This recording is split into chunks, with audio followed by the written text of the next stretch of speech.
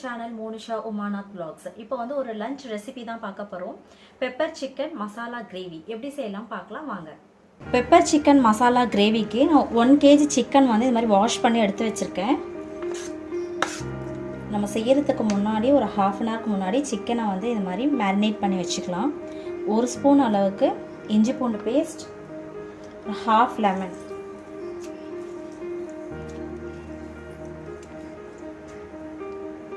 ½ spoon அளவுக்கு salt, 1/4 spoon அளவுக்கு மஞ்சத்தூள், 1 ஸ்பூன் அளவுக்கு மிளகுத்தூள். இது எல்லாத்தையுமே நம்ம மிக்ஸ் பண்ணி மேரினேட் பண்ணி வச்சுப்போம்.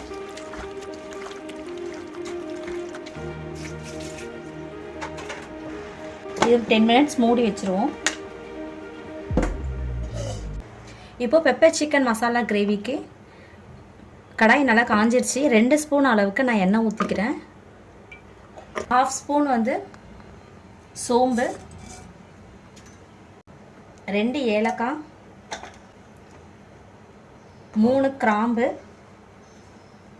1 துண்டு பட்டை, 2 வெங்காயம் இந்த மாதிரி நான் சாப்பரில் பொடிசாக சாப் பண்ணி வச்சுருக்கேன். இதை வந்து இதோட சேர்த்துக்கலாம்.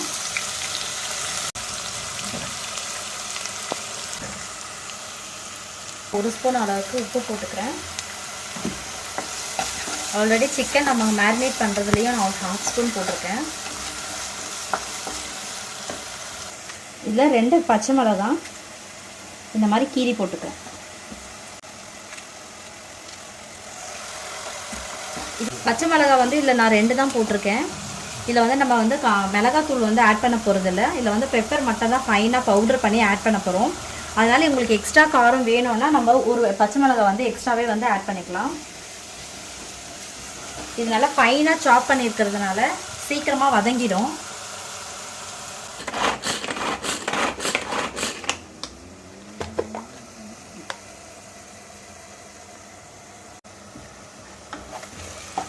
நம்ம மேனுவலாக சாப் பண்ணுறதுக்கும் மிஷினில் சாப் பண்ணுறதுக்கும் இவ்வளோ டிஃப்ரென்ஸ் இருக்குது.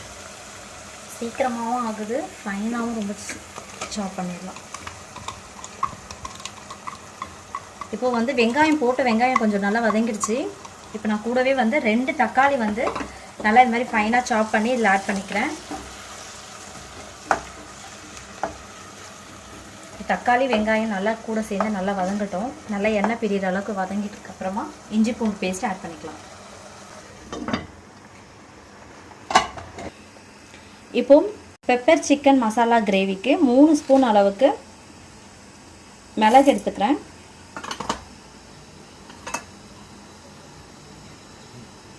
1 ஸ்பூன் அளவு சீரகம். பெப்பர் அதிகமாக போட்டுக்கோங்க, சீரகம் வந்து கொஞ்சம் கம்மியாக போட்டுக்கிட்டா போதும். இப்போ இதை வந்து நல்லா ஃபைன் பவுடராக வந்து நம்ம மிக்ஸி ஜாரில் நல்லா பவுடர் பண்ணி எடுத்துக்கலாம். வெங்காயம் தக்காளி வந்து நல்லா வதங்கிடுச்சு. இப்போ வந்து நான் இஞ்சி பூண்டு பேஸ்ட் ஆட் பண்ணிக்கிறேன். ஒருவேளை உங்ககிட்ட தனியாக இந்த டிஷ் பண்ணும் போது இஞ்சி பூண்டு பேஸ்ட் இல்லை அப்படின்னா இந்த மிளகு சீரகம் நீங்கள் வந்து பவுடராக அரைக்கிறீங்களா அப்போவே வந்து ஒரு துண்டு இஞ்சி, ஒரு 5 பல்லு வந்து பூண்டு போட்டு நல்லா ஃபைன் பேஸ்ட்டாக அரைச்சி கூட இதை நம்ம ஆட் பண்ணிக்கலாம். வந்து அரைக்கணும் கூட இல்லை, என்கிட்ட தனியாக இருக்குதுன்றதுனால இப்போ நான் தனியாக ஆட் பண்ணிக்கிறேன்.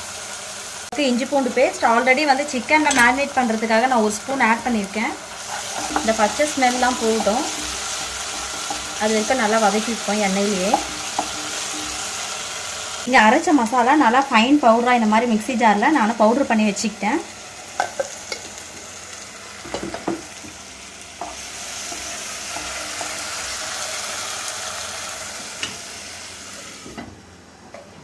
இந்த பெப்பர் சிக்கன் மசாலா வந்து ஒயிட் ரைஸ்க்கு சூப்பராக இருக்கும். கூட வந்து நம்ம கிரேவியாக நம்ம பண்ணுறதுனால ஒரு சாம்பார் இல்லைனா வந்து ரசம் இந்த மாதிரி வச்சுக்கிட்டு சாப்பிட்டோம் அப்படின்னா ரொம்ப சூப்பராக இருக்கும். அதுக்கு முன்னாடி நம்ம சேனலை வந்து இதுதான் நீங்கள் ஃபஸ்ட்டு டைம் பார்க்குறீங்க அப்படின்னா மறக்காமல் சப்ஸ்கிரைப் பண்ணிவிட்டு நீங்கள் வந்து இந்த வீடியோவை பாருங்கள், கண்டினியூ பண்ணுங்கள். இஞ்சி பூண்டு பேஸ்ட் போட்டிருந்தால அது நல்லா எண்ணெய் பிரிஞ்சு எவ்வளோ சூப்பராக வெளியே வந்துட்டு பாருங்க. இப்போ நம்ம வந்து மேரினேட் பண்ணி வச்சுருக்க சிக்கனை வந்து இதில் ஆட் பண்ணிக்கலாம்.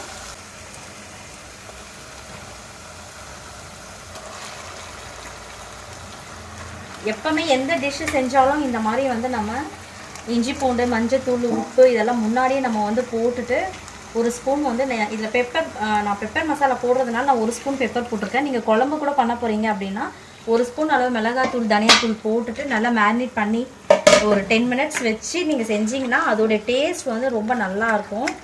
நீங்கள் சாதாரணமாக வதக்கி செய்யும் போது அந்த சிக்கன் பீஸ் எடுத்து சாப்பிட்றதுக்கும் இந்த மாதிரி நல்லா ஊற வச்சு அதுக்கப்புறமா வதக்கி நம்ம இந்த மாதிரி டிஷ்ஷஸ் ரெடி ஆனதுக்கப்புறம் செஞ்சு சாப்பிட்றதுக்கும் அந்த சிக்கன் பீஸ் வந்து ரொம்ப நல்லாயிருக்கும் சாப்பிடும் போது. அதெல்லாம் நம்ம மிக்ஸ் பண்ணி விட்டுட்டோம். இப்போ வந்து நம்ம மூடி போட்டு ஒரு 2 மினிட்ஸ் நல்லா வந்து வேகட்டும். இப்போ ஓப்பன் பண்ணி பார்க்கலாம். இதை வந்து நம்ம கொஞ்சம் நல்லா இப்படி மிக்ஸ் பண்ணிப்போம். இப்போ இந்த சிக்கன் வந்து நல்லா இதிலே வேகட்டும். ஒரு பாதி அளவுக்கு வெந்ததுக்கப்புறமா நம்ம இதில் வந்து மசாலாலாம் வந்து ஆட் பண்ணிக்கலாம். தண்ணிலாம் வந்து இதில் எதுவுமே ஊற்ற வேண்டாம். இதில் வர தண்ணியிலே வந்து அந்த சிக்கன் வந்து நல்லா வெந்தாதான் அந்த கிரேவிக்கு ஒரு தனி டேஸ்ட் இருக்கும். அந்த மாதிரி பண்ணி பாருங்கள். இப்போ சிக்கன் வந்து நல்லா வெந்துருச்சு. ஒரு 50% அளவுக்கு நல்லா வெந்திருக்கு. இப்போ இதில் நம்ம ஆட் பண்ண வேண்டிய மசாலாலாம் ஆட் பண்ணிப்போம். நம்ம அரைச்சி வச்சுருந்தோம்ல பெப்பரும் மிளகு சீரகம் பவுடர் 2 ஸ்பூன் அளவுக்கு நான் அப்படியே ஆட் பண்ணிக்கிறேன்.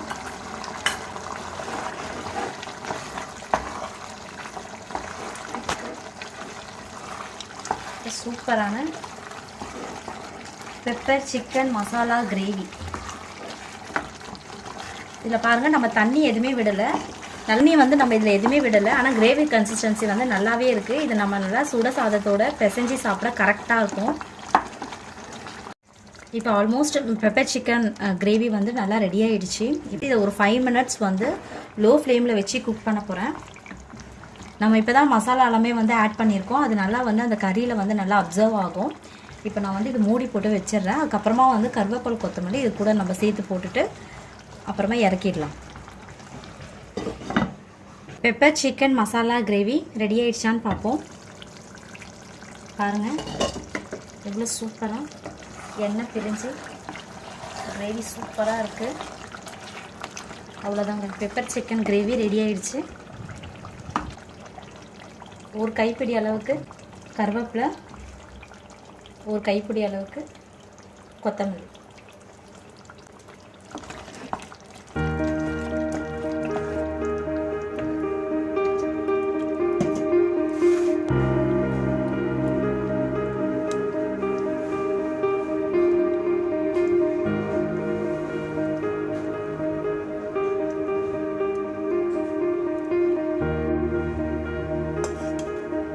சூடாக சாப்பாடு.